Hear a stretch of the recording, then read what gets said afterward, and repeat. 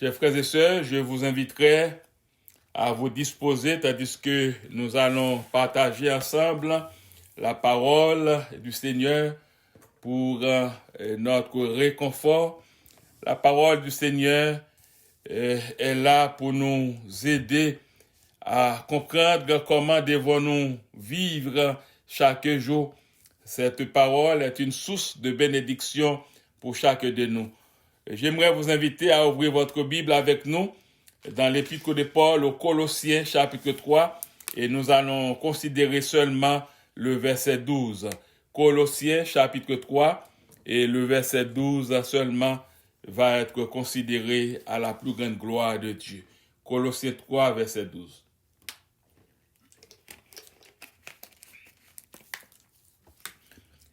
Nous lisons Colossiens 3, verset 12.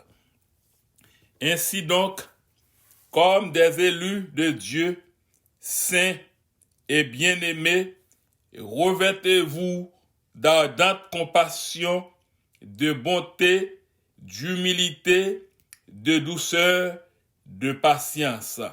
Je vais répéter encore ce texte à la gloire de Dieu, Colossiens 3, verset 12. Ainsi donc, comme des élus de Dieu, saints et bien-aimés, revêtez-vous d'ardente compassion, de bonté, d'humilité, de douceur, de patience. Parole du Seigneur. Frère Maxime, nous allons parler avec vous aujourd'hui. Nous allons partager la parole du Seigneur avec vous autour de ce sujet, la compassion, un élément clé dans le vivre ensemble. La compassion, un élément clé dans le vivre ensemble. Yo définit compassion, frère Maxime, comme étant pitié. Lorsque yo parle de compassion, ça veut dire, ça signifie pitié. Et ce vocable, la compassion, est synonyme de commisération.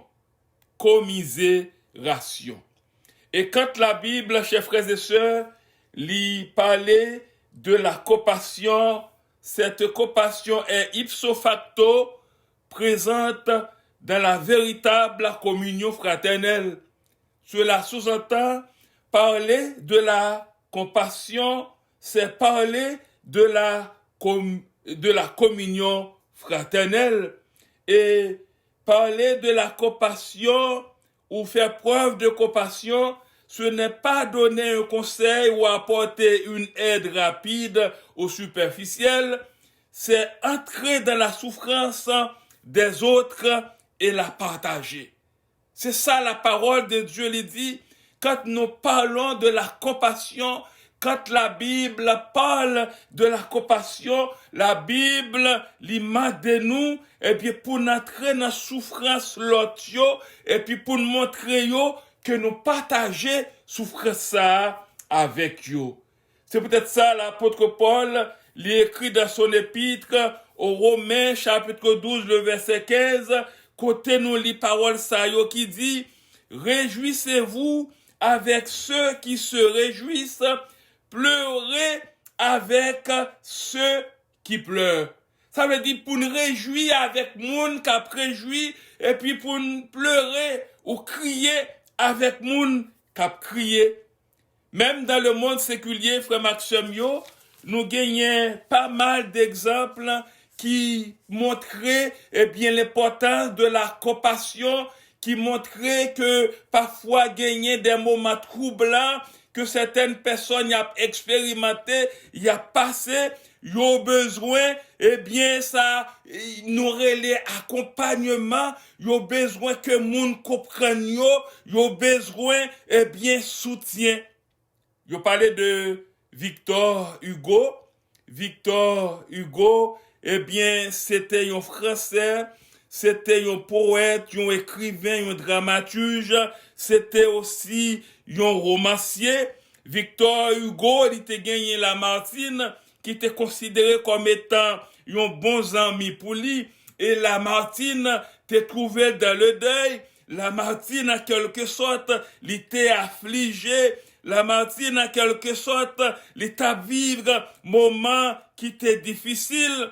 Et puis, Victor Hugo, lui présentait en présence de Lamartine. C'est comme quoi il touchait d'eau Lamartine. Et puis, il dit Lamartine, je mets mon cœur sur le tien.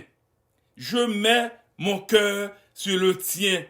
Je voudrais t'apporter un baume de réconfort. C'est ça Victor Hugo te dit avec Lamartine. Il dit, moi mettez comme dans le cœur, moi voulais porter pour un baume de réconfort. Moi voulais partager peine là avec vous. Moi voulais partager affliction avec vous Lamartine parce que tu es mon ami. Je suis avec toi dans ce moment de souffrance. Nous sommes capables de poser nous une question puisque nous avons parlé de la compassion qui c'est un élément clé dans le vivre ensemble.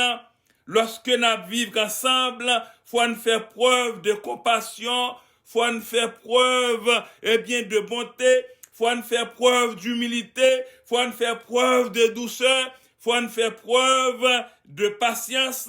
Mais notre question, quand avons-nous besoin de la compassion? Qui nous besoin, ce vocable qui c'est la compassion. Nous répondons avec question ça pour nous dire en tout temps et en tout lieu, nous avons besoin et nous aurons besoin de la compassion, mais en quelque sorte, nous aurons besoin de la compassion, surtout dans les moments de crise grave. Nous aurons besoin de la compassion dans les moments de peine, dans les moments de doute, que nous avons le plus besoin les uns des autres. N'importe qui peut expérimenter des moments troublants, des moments de tristesse, des moments de détresse, mais en tant qu'enfant de Dieu, en tant que bien-aimé, Jean, texte là, il dit non, nous avons besoin de faire preuve de compassion. Même encore dans le monde séculier, nous avons pris exemple de Alfred de Musset. Alfred aussi, c'était un Français, un poète, un écrivain, un dramaturge, un romancier. Il t'a adressé lui avec un monde qui était dans deuil, peut-être un ami. N'a dit qui ça Alfred de Musset te prononcé avec ce quelqu'un qui vivait des moments troublants dans sa vie. Il dit parole ça que n'a répété, tu trouveras dans la joie ou dans la peine ma triste main pour soutenir la tienne, mon triste cœur pour écouter le tien. La vie est une rose dont chaque pétale est une illusion et chaque épine une réalité. C'est ça Alfred de Musset, il t'a dit comme mot d'encouragement avec une personne qui t'a vécu un moment de deuil, un moment difficile. Il dit, ou à trouver dans la joie ou dans la peine ma triste main pour soutenir la tienne, mon triste cœur pour écouter le tien. La vie est une rose dont chaque pétale est une illusion et chaque épine une réalité. C'est ça la vie, chers frères et sœurs. Je ne sais pas comment nous chaque qui souligne la matin comprendre la vie, mais nous voulons chaque jour de votre existence ou besoin prendre le temps pour apprendre connaître la vie. Et autant que vous apprenez connaître la vie, ou à chercher faire preuve de compassion, ou à faire preuve de compréhension, ou à chercher faire preuve de compassion dans le vivre ensemble. Il n'existe pas de vivre ensemble, chers frères et sœurs, sans la compassion. Nathan, quand on a vu aujourd'hui, il y a un pile monde qui parlait de empathie. Empathie, considérée comme étant la connaissance et la compréhension des sentiments et des émotions d'un autre individu. C'est ça la définition de empathie. Mais bibliquement, eh bien, c'est compassion qui remplace le terme empathie. Dans le thème biblique, quand on parle de compassion, cela sous-entend aussi empathie. On ne peut pas parler d'empathie, on ne peut pas faire preuve d'empathie sans la compassion. Faire preuve de compassion, c'est prouver notre empathie avec l'autre mounio qui connaît des moments troublants, des moments de tristesse dans la vie. Nous lisons Maxime dans Zacharie chapitre 7, verset 9 et verset 10, parole ça yo cap stimuler non encore cap montrer non l'importance de compassion dans le vivre ensemble. Dans Zacharie 7 verset 9 et verset 10, parole là dit non, voici ce que dit l'Éternel, le maître de l'univers, rendez la justice conformément à la vérité et agissez l'un envers l'autre avec bonté et compassion. N'opprimez pas la veuve et l'orphelin, l'étranger et le pauvre, et ne méditez pas l'un contre l'autre le mal dans votre cœur. C'est ça la compassion, chers frères et sœurs. Combien de fois nous vivons, combien de fois nous disons que nous vivons ensemble, mais nous ne faisons pas preuve de compassion. Par exemple, quand pour rien nous apportons ou nous faisons de faux jugements, c'est manque de compassion. Nous faisons ça par manque de compassion. Quand nous faisons preuve de compassion, chers frères et sœurs, ça veut dire nous chercher comprendre frère noir, nous chercher comprendre ce noir, quelle que soit la situation qu'elle trouve là, nous mettons-nous dans Paul, c'est comme quoi nous déposons que nous dans cœur pâle, nous dit que nous avec lui, nous accompagnons lui, parce que nous sommes tous des bien-aimés, nous sommes tous des enfants du Seigneur. L'autre question nous qu'a posé aujourd'hui à frère Maxime, puisque nous lisons dans l'épître de Paul aux Colossiens, nous t'a dit, pourquoi l'épître de Paul aux Colossiens? Pourquoi l'épître, c'est quoi? Et pourquoi l'épître aux Colossiens? Pour qui ça? L'épître aux Colossiens. Côté, l'apôtre Paul t'a parlé de compassion. Nous t'as répondu avec question ça, et réponse là déjà bail au préalable, que épître ça, c'est un épître que l'apôtre Paul écrit. Et Colossiens, c'est un livre du Nouveau Testament.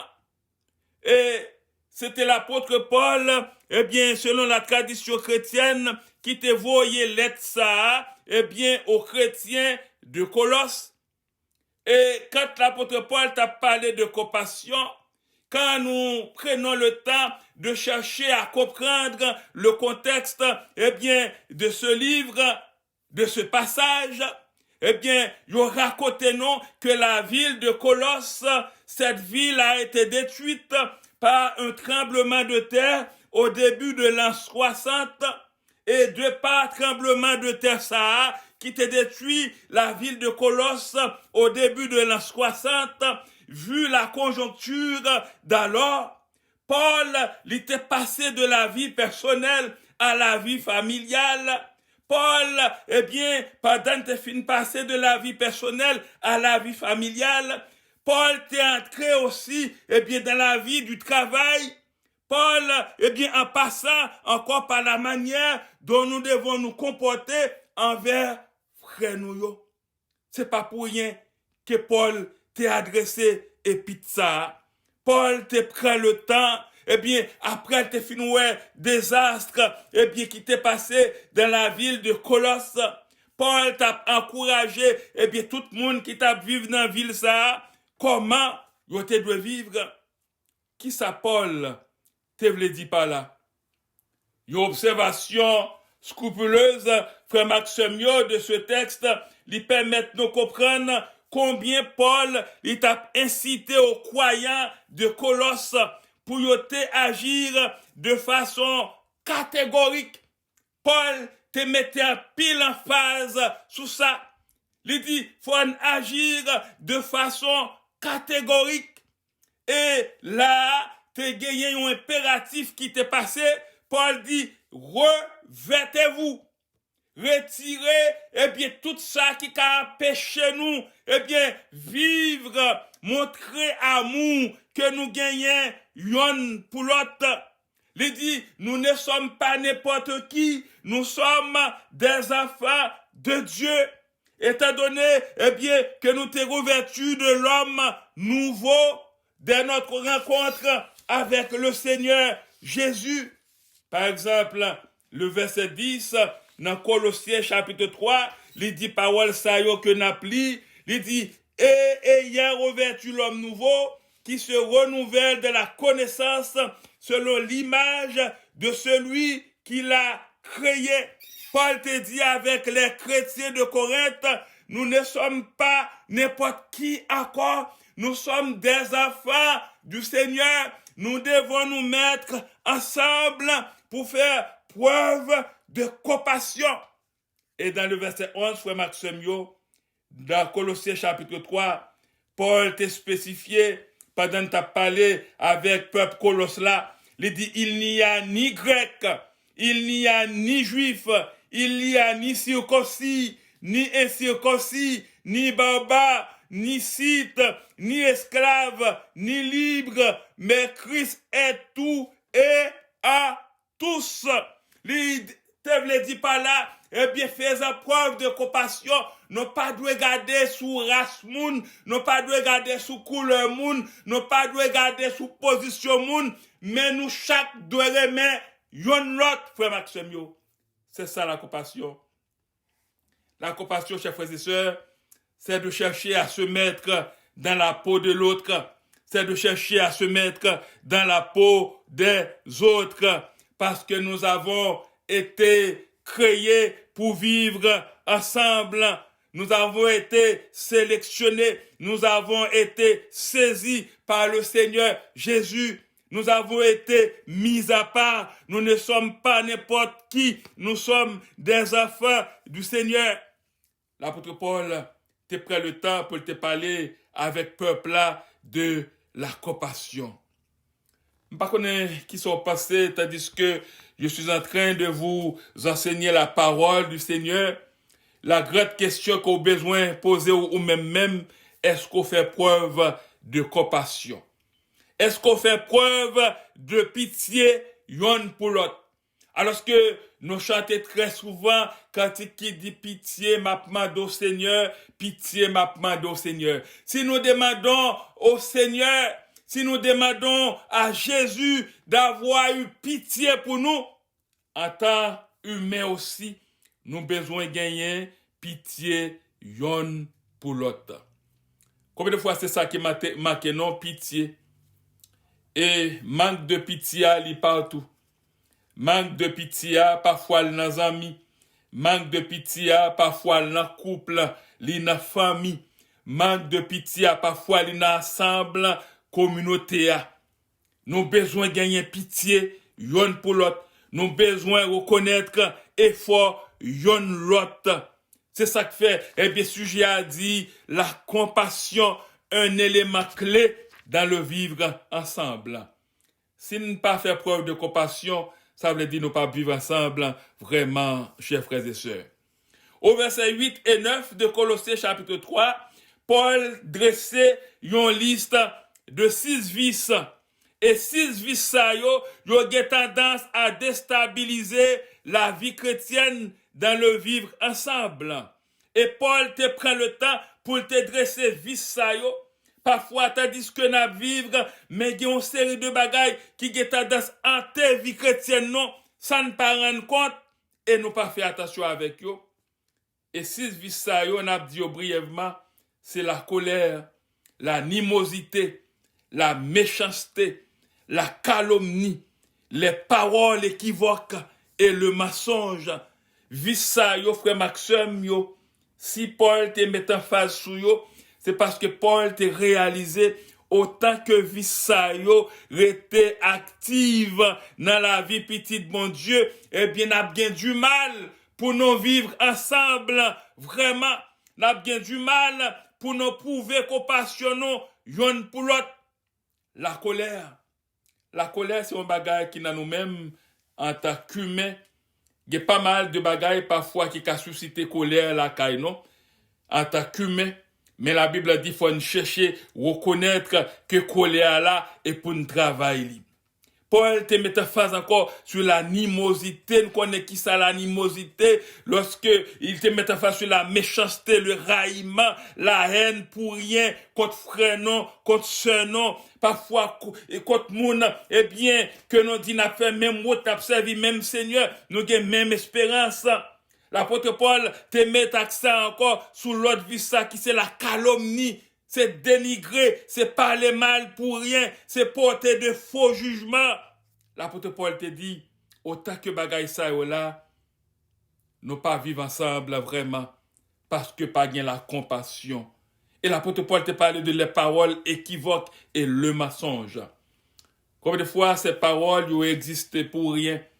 Combien de fois le mensonge bat son plein dans la vie des enfants de Dieu? Parfois, nous servons le Seigneur, mais le mensonge n'est pas représenté à rien pour nous, juste en quelque sorte pour nous sauver pour nous fait mensonge. Mais quand autant que nous demeurons comme ça dans le mensonge, autant que nous demeurons comme ça, pendant que nous fait la calomnie, les paroles équivoques, l'animosité, la colère, la méchanceté, la parole de Dieu dit, nous sommes loin, chers frères et sœurs, de vivre ensemble. Et l'apôtre Paul, chers frères et sœurs, il voulait parler aux chrétiens de Colosse. Et même paroles qui étaient adressées aux chrétiens de Colosse, ces mêmes paroles nous sont adressées aujourd'hui, chers frères et sœurs. L'apôtre Paul te dit, les croyants sont considérés comme étant des élus de Dieu. Des gens qui ont été sélectionnés, des gens qui ont été prédestinés pour marcher avec le Seigneur, pour vivre dans le commun accord, pour vivre ensemble. D'après Romains chapitre 8, le verset 33, titre premier, le verset 1er, l'apôtre Paul te dit aux chrétiens de Colosse, vous n'êtes pas n'importe qui, vous êtes des gens saints de par votre position, vous avez été mis à part pour Dieu et bien-aimés, vous devez marcher ensemble. Vous devez faire preuve de compassion, car la compassion est un élément clé dans le vivre ensemble. Comment vous vivez, chers frères et sœurs? Faites-vous preuve de compassion aujourd'hui? Alors que la Bible, la parole de Dieu nous dit que la compassion est vraiment importante dans la vie chrétienne quotidienne. La compassion. La compassion, c'est lorsque vous reconnaissez l'effort frère l'a fait. Vous reconnaissez l'effort soeur l'a fait. Vous reconnaissez l'effort semblable ou a fait. En pile fois, tu as concevoir le mal, mais on prend le temps en tant que chrétien, on réalise, on dit pour tout effort le fait. Je ne pas qu'à baser seulement sur tes mauvais côté ça, sur tes faiblesses ça, mais il faut me faire preuve de compassion. Il faut me faire preuve, et puis d'amour. Faut me montrer et puis que me comprenne. La Bible, chers frères et sœurs, il dit non que la compassion, elle répond à deux besoins fondamentaux de l'homme. Compassion que la Bible prône, il répond à deux besoins fondamentaux de l'homme. Le premier besoin, c'est celui d'être compris. Premier besoin que compassion, eh bien, lui répondre à l'homme, premièrement, celui d'être compris. Ça veut dire, l'on fait preuve de compassion envers le monde, on montre qu'on comprend. Je te comprends, mon frère, je te comprends, ma soeur, je comprends ta situation. Moi, je connais qui ça va traverser là, il n'est pas douce, mais le Seigneur est avec toi. Aie courage. Je prie pour toi, nous prions pour toi, nous sommes avec toi. C'est ça la compassion. Et deuxième besoin que compassion comblée dans la vie de l'homme est celui de voir ses sentiments reconnus. est celui de voir ses sentiments reconnus. Combien de fois, en tant qu'humains, nous vivons ensemble, mais malgré fort semblable ou à fait, ou pas jamais moi ça le fait. Ou pas jamais moi ça le fait. Alors que tu chantes avec lui, tu loues avec lui. Nous louons ensemble. Vous louez ensemble. Nous attendons ensemble l'enseignement de la parole de Dieu. Est-ce que nous faisons preuve de compassion? La compassion, un élément clé dans le vivre ensemble. La Bible, la parole de Dieu, encore chers frères et sœurs, nous dit qu'il existe différents niveaux de compassion ou de communion selon les situations. Et la Bible qui expliquait ça, qu'il y a différents niveaux de communion ou de compassion selon les situations. Il dit que le niveau le plus profond et le plus intense est celui de la communion de la souffrance. La souffrance, Maxime, fait partie de la vie. D'après Hébreux 10, verset 33 et verset 34, mais si là, cap souffrir, il y a besoin de monde qui montre qu'elle comprenne souffrance li. Si là qui décourage il y a besoin de monde qui comprenne découragement et raison découragement, il y a besoin de monde qui accompagne lui, il y a besoin de monde en quelque sorte qui montre que ce monde n'est pas pour compte lié avec lui. C'est là où nous entrons dans la douleur et la peine de l'autre et portons les fardeaux les uns des autres. Faire preuve de compassion, c'est lorsque nous rentrons dans la douleur et la peine de l'autre et portons les fardeaux les uns des autres. J'ai mentionné la sœur Josette Fils-Aimé qui a un cas de mortalité. Vous savez, chers frères et sœurs, c'est une servante du Seigneur à Gethsemane qui est toujours là de tout cœur pour accompagner tout le monde, pour réconforter tout le monde, pour en quelque sorte prier pour tout le monde, pour encourager tout le monde. Mais tandis qu'elle est en train de vivre ces moments de souffrance, mais elle a besoin aussi de notre accompagnement. C'est notre devoir de l'appeler, c'est notre devoir de prononcer des mots d'encouragement à son égard, à l'égard de sa famille. C'est notre devoir de prier, pour sa famille qui est éplorée. C'est ça, chers frères et sœurs, la compassion. Nous avons aussi la famille Saint-Jean, une famille qui est toujours là, en tout et partout, dans tous les moments, qui accompagne toutes les personnes, quelle que soit la situation, quand ils frappent aussi, ils ont besoin des gens qui doivent là pour eux aussi, qui pour présenter eux des mots d'encouragement, des mots de tendresse. Même Jean-Alfred de Musset, il t'a fait à 11 000, même Jean-Victor Hugo t'a fait pour la Martine. Nous devons dire avec Mounsayo, nous avec eux de tout cœur. C'est ça la compassion, chers frères et sœurs. Il n'est pas question seulement de chanter, d'adorer, mais il est question de faire la pratique des choses, de démontrer ce que nous chantons, de démontrer en quelque sorte ce que nous avons expérimenté dans la parole de Dieu, d'accompagner tout le monde, qui a besoin d'accompagnement. Dans Galates 6, le verset 2, nous lisons parole ça qui dit, la Bible nous enseigne à porter les fardeaux les uns des autres et à accomplir ainsi la loi du Christ. C'est ça la parole nous dit, de chercher à porter les fardeaux les uns des autres.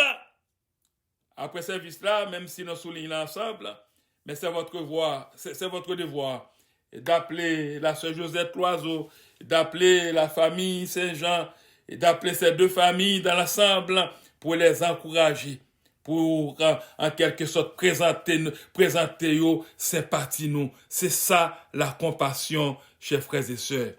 C'est dans les moments de crise grave, dans les moments de peine, dans les moments de doute, que nous avons le plus besoin les uns des autres, lorsque les circonstances nous accablent au point que notre foi vacille. c'est là que la présence des frères et des sœurs de la foi est infiniment précieuse. Nous sommes humains, chers frères et sœurs, parfois dans des situations, c'est comme quoi notre foi a tendance, et foi nous a tendance vaciller. Mais lorsque foi nous a tendance vaciller, nous avons besoin, du réconfort des autres frères, des autres sœurs. C'était ça, Job a besoin. Job qui avait désespérément besoin dans sa souffrance. Job, il vivait des moments de souffrance. Et c'est ça, il était témoigné dans Job 6, verset 14. Il dit, celui qui souffre a droit à la bienveillance de son ami, même quand il abandonnerait la crainte du Tout-Puissant. Celui qui souffre a droit à la bienveillance de son ami, même quand il abandonnerait la crainte du Tout-Puissant. Il est un devoir, chers frères et sœurs, voir un impératif de témoigner de la compassion les uns envers les autres. Dans le moment que Job t'a souffri, il avait ses amis Bildad, Elihu et Eliphaz. Ils ont fait preuve de mauvaise compassion dans un certain sens parce qu'ils ont découragé Job. Ils ont dit Job, pour qui ça aurait été à souffrir comme ça? Ils ont dit, ouais, mais bon Dieu là, pour qui bon Dieu qui t'a souffert comme ça? Madame Job aussi t'a dit Job, pour qui sont pas régnés, bon Dieu là. Dans des moments de calamité, chers frères et sœurs, nous ne sommes pas appelés à décourager, mais nous sommes appelés à encourager. Quand nous encourageons, nous faisons preuve de compassion. Nous faisons preuve d'amour, chers frères et sœurs. Nous faisons preuve de douceur. Nous nous mettons, dans la peau de l'autre, dans la peau des autres. Et Éphésiens 4, le verset 32, l'apôtre Paul t'a parlé aux chrétiens d'Éphèse.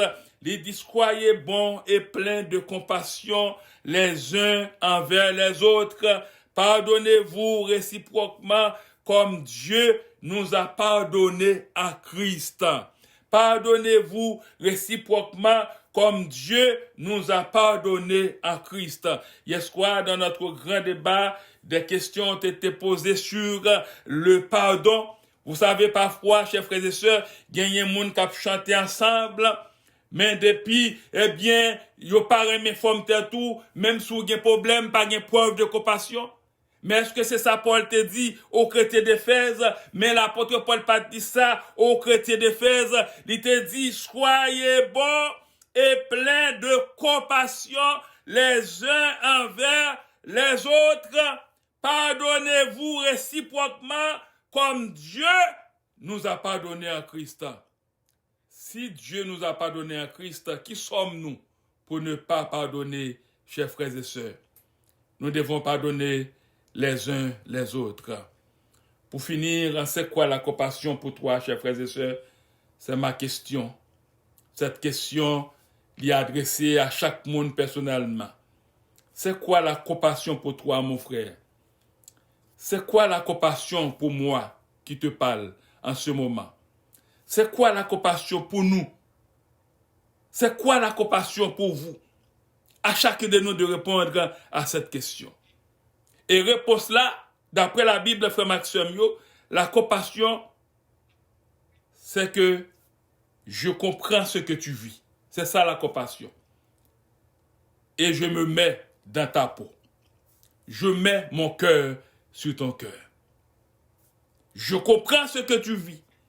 Et ce que tu ressens, je le ressens aussi.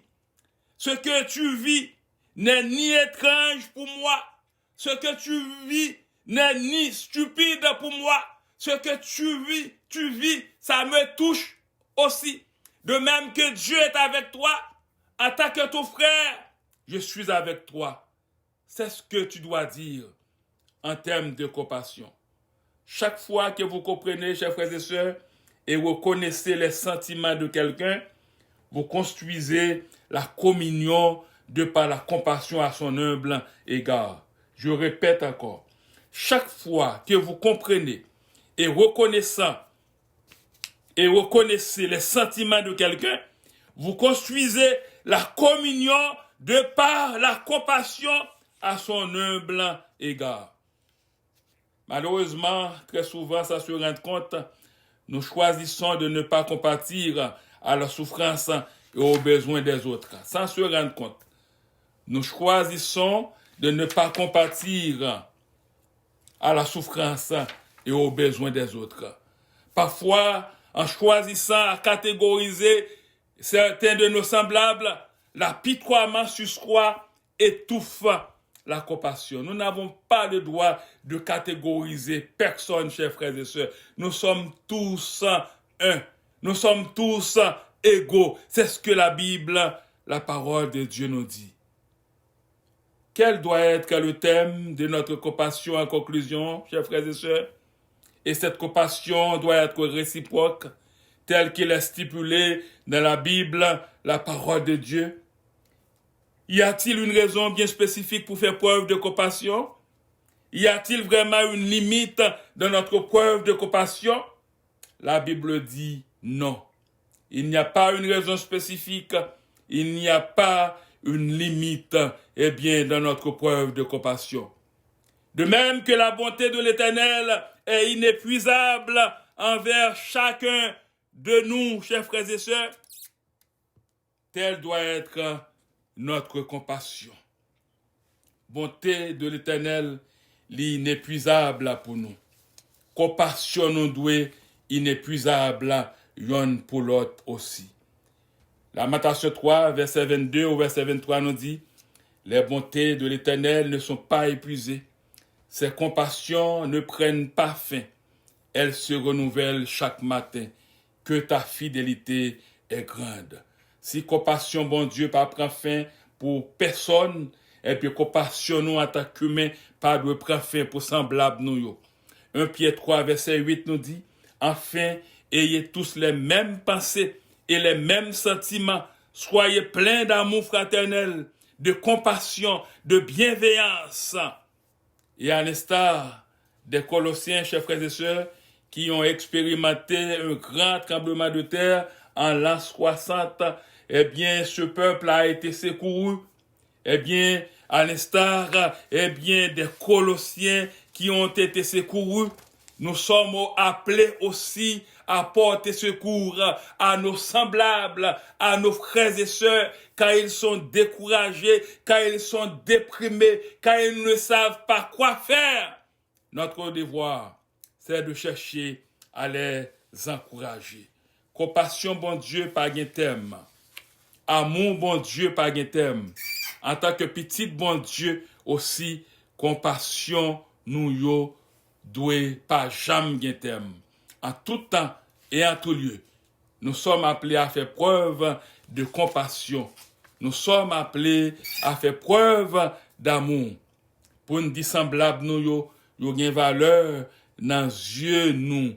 Même Jean, bon Dieu, remet, nous-mêmes, nous ces petites, bon Dieu, nous toutes, nous ces petites, bon Dieu, nous remet les uns les autres. M'a terminé pendant que m'a chanté que ça qui dit miséricorde ou pape fini, compassion bon Dieu pape fini, li renouveler chaque matin, li renouveler chaque matin. Là où vous vous asseyez, vous pouvez fermer vos micros et juste entendre ma voix, je vais chanter ce cœur pour terminer. Miséricorde, pape fini, compassion, bon Dieu, pape fini, li renouveler chaque matin, miséricorde, miséricorde, pape fini, compassion, bon Dieu, pape fini, li renouveler chaque matin, li renouveler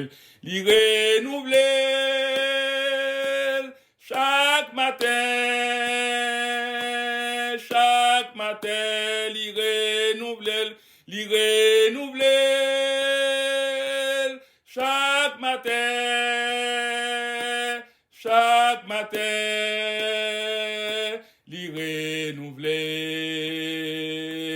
chaque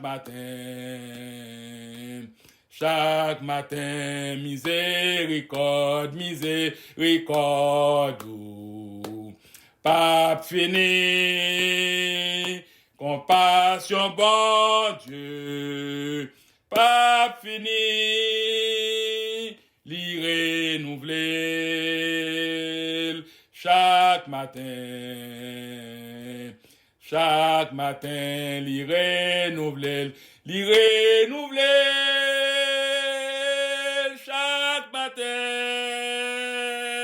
chaque matin, l'y renouveler,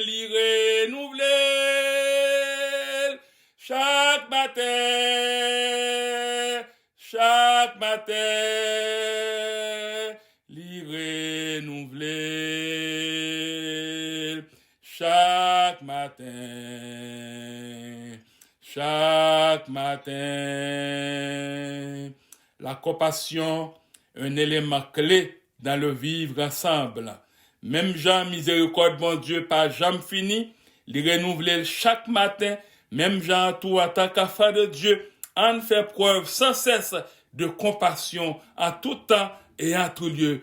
Dans toutes les circonstances, à nous chercher, pardonner frère nous yo, remercier nous yo, à nous chercher faire preuve de compassion, à nous montrer yo c'est monde même gens avec nous.